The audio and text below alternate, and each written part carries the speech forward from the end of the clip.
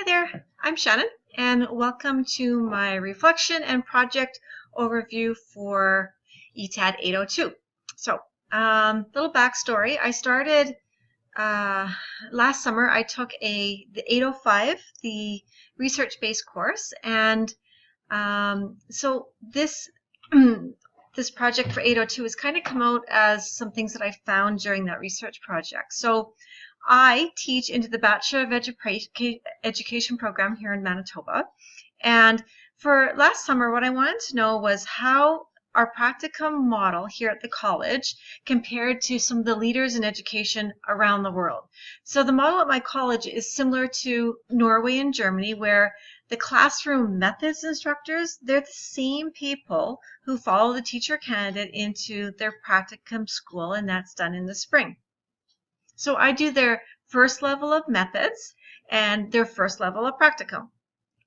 So my idea was, how do we make sure that students are taking the theory from those September classes of the business methods, and that they're taking them and expanding on them and applying them and considering them when they design their instruction during their practicum component.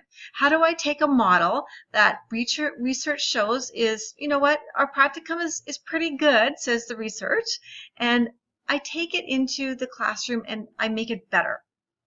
One thing I found was that compared to our students, compared to students in Germany and Norway, our students don't get a lot of opportunity to research some of the methods that we deliver to them. So in Germany and Norway, they have true masters of educations that all the teachers have to take, and it's very much based in creating your own firsthand research. My students, they're getting an undergrad level, and it's a 5-year program, and but how do I enrich it so it's kind of more modeled closely on those Norway and Germany ones? So what what happens is that we begin in our methods classes, we begin discussions in September, and we continue those discussions right into the spring and into their practicum. So I decided I would do a research to kind of would help bridge that gap from their methods courses and into the application of it during their practicum. And I went through a lot of materials and a lot of redesign while doing this. Originally, the website I was going to build had a lot of breadth, but not necessarily a lot of depth. And so based on feedback I got from Dirk from the final project proposal, I decided to give it a little less breadth and a little bit more depth. These students, they're just in their first methods class though, so they're beginning their learning journey, and depending on their program, they may be the first year of 5 years or the first year of 3 years. Some students, they're 18 years old, and some are 38 this year. And I have had in the past students that are up to 55 years old. So it's got to appeal to a wide variety of learners. And then, so what do these students need? Because I just finished ETAD 874, or I guess I will in a few days finish that one, I decided I'm going to start by designing and identifying an instructional problem. So here's the website, the homepage of the website, and my instructional problem is front and center, and that is, how do we ensure that our teacher candidates are best prepared to create and deliver daily lessons according to current best practices? So my answer was to design a multi-page website that provided not only concrete suggestions of what they could do and items that they can use, but also provide quality, peer-reviewed research. It's still a work in progress, and I just want to say I have about 86 hours left to finish it as of the time of this recording. But I think for now there's enough here to give you the idea of what I have created here. I have more than once fallen down the rabbit hole, and but I've used my my anchoring instructional problem as a lifeline to kind of get myself back towards and moving towards along a timeline to my final goal. So my problem when I teach something though is I'm super passionate about it, and I always struggle not so much with what to teach, but what not to teach. And so what is the essential questions that I'm trying to answer here? What's the essential knowledge? And to guide my design, I actually considered the elements of instruction. So while doing this website, I thought of Gagne, and I thought about his 9 events of instruction. So how am I going to gain their attention? I'm going to design an attractive website that's going to create curiosity, and hopefully they'll already be motivated, that they have that purpose. I've established the purpose of why they need to have these strategies. So hopefully that will help to gain their attention. And then I have used this platform in order to inform the learner. And they're going to be stimulating recall of prerequisites learning. So a lot of the information, the vocabulary that I use, some of the resources, although I've curated way more, a lot of the vocabulary, though, is very similar to what I would be using in the methods course, the first level of methods course. So there's that activating that prior knowledge. And then I want to present the stimulus material and provide learning guidance. So as you look through the website, I've got, here's some resources they can use to do a little research and, a little fact finding. But I've summarized exactly what it is, and so I'm kind of guiding them along so they don't get so overwhelmed, and they have kind of a heads up before they fall down that same thing where they can start clicking on one of my links and they're like, whoa, and this goes here and this goes here. So this hopefully creates some focus and some grounding for them as well, these summarizing text boxes that I have here. And then we're going to get them to apply it. So when I go into their practicum, they're going to be hopefully drawing back and forth from their methods courses from the September, from this website. They're going to be practicing in the classroom, and then I'm going to be providing some feedback and performance correction and assessing their performance. So the feedback for number 7, I'm going to be giving them orally. I sit with them, I write down things that we had talked about, and I submit that to them in a shared document that they can go back and look. I expect them to really think about what they're doing. Metacognite, like what are they? I always start off the conversations by them telling me, which is one of the learning theories. And having conversations that I learned about and is contained on this website, and assessing their performance in an actual summative way, in that they end up either passing or failing their practicum based on their performance.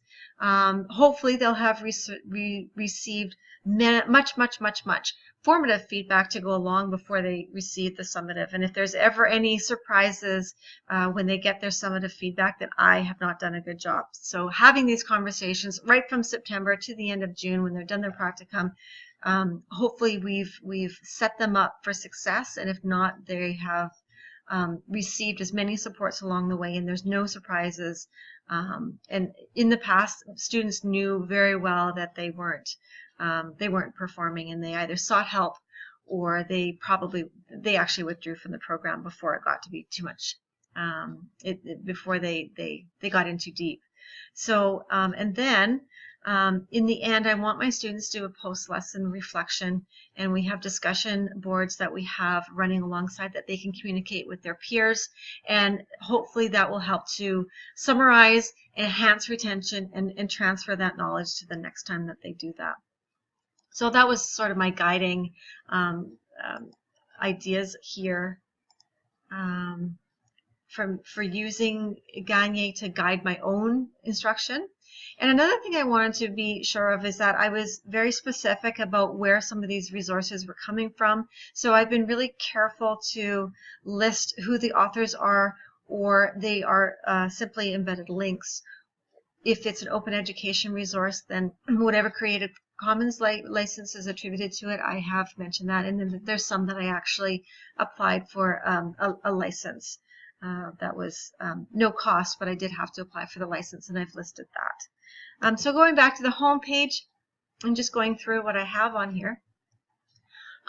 is the the instructional problem that makes sense to me. My students will see that, not probably make the connection, but hopefully you will.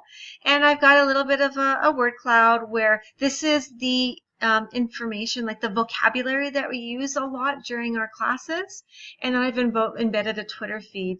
We talk a lot about how we can use social media to enhance their learning and to connect with people globally that believe in similar ways that they do, and learn from more experienced people. And they can actually send out some information that perhaps enriches another person's learning. I have here different types of resources and research to support it. I've got Universal Design for Learning. What is it? A quick overview. I have a lot of information that sort of started from a pretty high-profile person here that has done a lot of the work in getting Universal Design for Learning up and running, and that's Jennifer Cates, Dr. Jennifer Cates. She's in BC now, but she was at the University of Manitoba, and she was instrumental in a lot of the rollout of UDL throughout the school divisions here. So I've got a little bit of some information, some summary. I've got her the website of the original person that designed the framework, the CAST website. And I have actually the framework in here, which will can take the learner back to their live links that can go back to the website for CAST. And then there's the psychology of learning, and this button will take you to a website with lots of learning theories on there. And then I've kind of divided up the page into what's cognitive development, personal, social, and moral development. I've kind of included Piaget and Vygotsky because we do those guys as the beginning of the discussion of how people learn and where learning theories come in there. Learning differences and learner needs, cultural diversity, values in the classroom, motivation in teaching, and then classroom assessment. And then I also have another page that is specific strategies that they can use, discussion-based lessons, ways to do it, some resources to help them. And then after that, I have linked the information here. And then for some of them, I also have started curating some research and justification for why. So, for example, flipping the classroom, what it is, some resources and software that go along with supporting developing flipping techniques, and then some justification. So these are research-based and peer-reviewed journal articles. I've talked about graphic organizers. There's a bunch of resources that will take the students to see specific examples that are open education resources. I've talked about digital storytelling, and again, justifications and some software that will help it. Journaling, field trips, brainstorming, goal setting, guest speakers, and polling are the ones that I've kind of started off with because we do those, we practice those, we talk about those in Methods 1. And then I also have, if students need to contact me and ask a question, this goes to a Google form, and the contact form will email me directly. So that is my website, and that is my project and the overview of my project for 802. I look forward to receiving feedback, which would be number 7 on the events of instruction, so that I can enhance my performance. And let me have it. Let me know what you think. All right. Thanks so much, guys, for watching, and all the best.